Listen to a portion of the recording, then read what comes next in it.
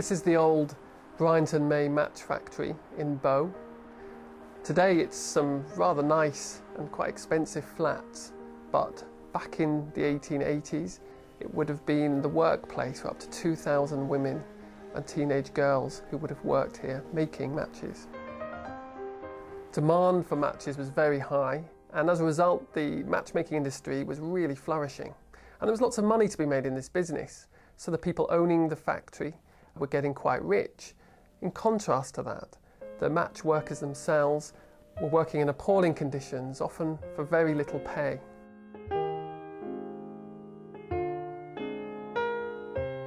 And not only in the factory, but in the cottage industry, which were families at home dipping matches into phosphorus and making matches for these big companies.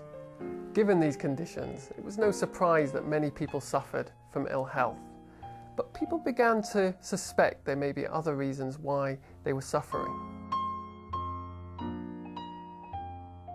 Matches at this time were made with a substance called white phosphorus, and it became clear that it was this substance that was leading to a whole raft of health problems for the match workers. And one of the most dangerous things was something called phossy-jaw, which was a kind of cancer which was painful and deadly for the workers.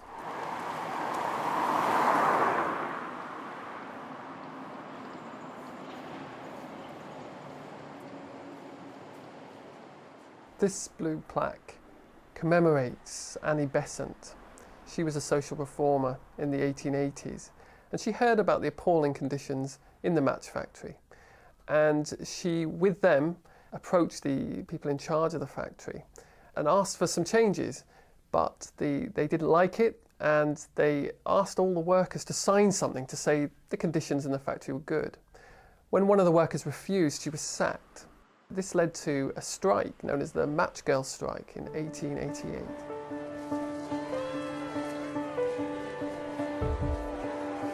The strike lasted for 3 weeks.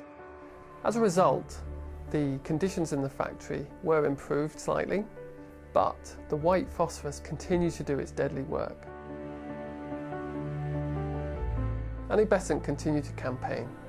She argued for the use of red phosphorus, which was much safer than white phosphorus. It had been used in other places for a long time, but it was very expensive. Where does the Salvation Army fit in? Well, this is the East End. It's the heartland of the Salvation Army.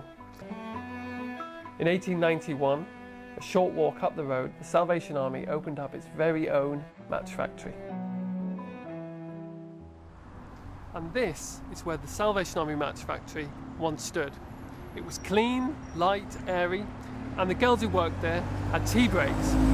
They also got paid a fair wage, a third more than in other factories. And most importantly, the matches were made using the safer and less toxic red phosphorus. The war cry carried adverts. William Booth used the factory as a showcase for social reform, and Salvationists were encouraged to worry the grocers until they stocked them. The Salvation Army owned and ran the match factory for 10 years, until Bryanton May announced they would no longer be using the dangerous white phosphorus. The campaign had been successful, and the Salvation Army sold the factory to Bryanton May. It was another 10 years before white phosphorus was banned in the UK. This tiny matchbox represents such bold decisions by the Salvation Army at the time. Decisions that ultimately improved the working conditions for many thousands of workers. The matches have themselves lived up to the bold claims on the box. They were far more than mere matches. They really were lights in darkest England.